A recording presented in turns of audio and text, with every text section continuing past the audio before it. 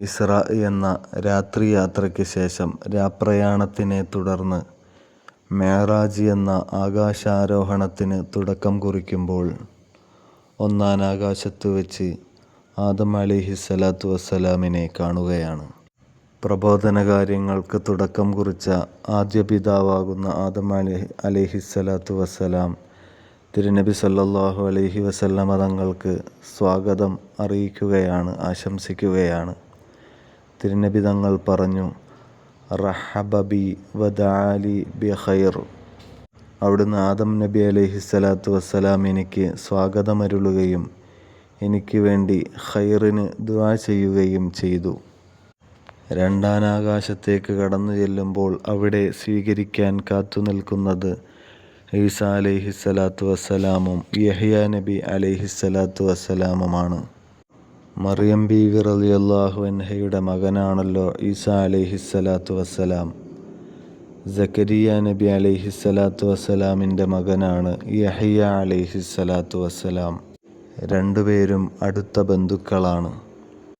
അവരും തിരുനബി സല്ലല്ലാഹു അലൈഹി വസല്ലമ തങ്ങൾക്ക് സ്വാഗതമരുളുകയാണ്. മൂന്നാമത്തെ ആകാശത്തേക്ക് കടന്നു ചെല്ലുമ്പോൾ അവിടെയുണ്ട് യൂസുഫ് അലൈഹിസ്സലാത്തു വസ്സലാം. ഹബീബ് സല്ലല്ലാഹു അലൈഹി വസല്ലമ തങ്ങളെ സ്വീകരിക്കുകയാണ്, ആശീർവദിക്കുകയാണ്. തുടർന്ന് തിരുനബി സല്ലല്ലാഹു അലൈഹി വസല്ലമ തങ്ങൾ ആകാശാരോഹണത്തിനു വേണ്ടി വിവിധ മണ്ഡലങ്ങളിലേക്ക് കടക്കുകയാണ്. നാലാമത്തെ ആകാശമണ്ഡലത്തിൽ ഇദ്രീസ് അലൈഹിസ്സലാത്തു വസ്സലാം കാത്തുനിൽക്കുന്നുണ്ട്. ലോകത്താദ്യമായി തൂലിക ചലിപ്പിച്ച പ്രവാചകൻ, വരമൊഴിയിലൂടെ പ്രബോധനം നടത്തിയ പ്രവാചക ശ്രേഷ്ഠർ, പേനയുടെ പ്രചാരകൻ ഇദ്രീസ് അലൈഹിസ്സലാത്തു വസ്സലാം തിരുനബി സല്ലല്ലാഹു അലൈഹി വസല്ലമ തങ്ങളെ സ്വീകരിക്കുകയാണ്.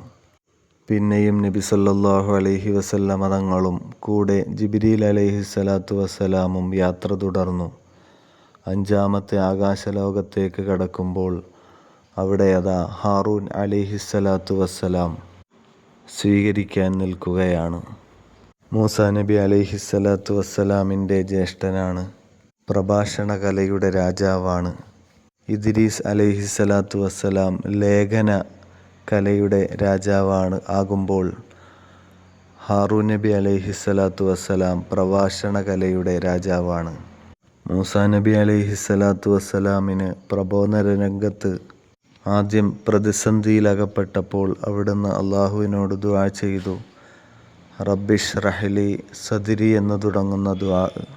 ആ ദുആ അല്ലാഹു തആല സ്വീകരിച്ചു. മൂസാ നബി അലൈഹിസ്സലാത്തു വസ്സലാമിൻ്റെ വിക്ക് മാറിക്കിട്ടി. ഫറോവയുടെ കൊട്ടാരത്തിൽ വെച്ച് പരീക്ഷണാർത്ഥം തീക്കനൽ നൽകിയപ്പോൾ മൂസാ നബി അലൈഹിസ്സലാത്തു വസ്സലാം ആ തീക്കനൽ വായിലിട്ടതിനെ തുടർന്നാണ് വിക്ക് ഉണ്ടായത്. ആ വിക്ക് മൂസാ നബി അലൈഹിസ്സലാത്തു വസ്സലാം ദുആ ചെയ്തപ്പോൾ അല്ലാഹു തആല മാറ്റിക്കൊടുത്തു.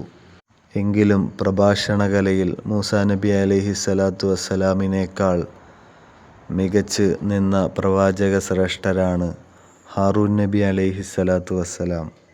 മഹാനരാണ് അഞ്ചാനാകാശത്ത് വച്ച് നബി സല്ലല്ലാഹു അലൈഹി വസല്ലമ തങ്ങളെ വരവേൽക്കുന്നത്. പിന്നീട് ആറാമത് ആകാശമണ്ഡലത്തിലേക്ക് കടക്കുമ്പോൾ അവിടെ മൂസാ നബി അലൈഹിസ്സലാത്തു വസ്സലാമാണ് സ്വീകരണം. പിന്നീട് ഏഴാമത് ആകാശലോകത്തേക്ക് കടക്കുമ്പോൾ അവിടെ ഇബ്രാഹിം അലൈഹിസ്സലാത്തു വസ്സലാമാണ് ഹബീബ് സല്ലല്ലാഹു അലൈഹി വസല്ലമ തങ്ങളെ ആദരിച്ച് സ്വീകരിക്കുന്നത്, ആശീർവാദം നൽകുന്നത്.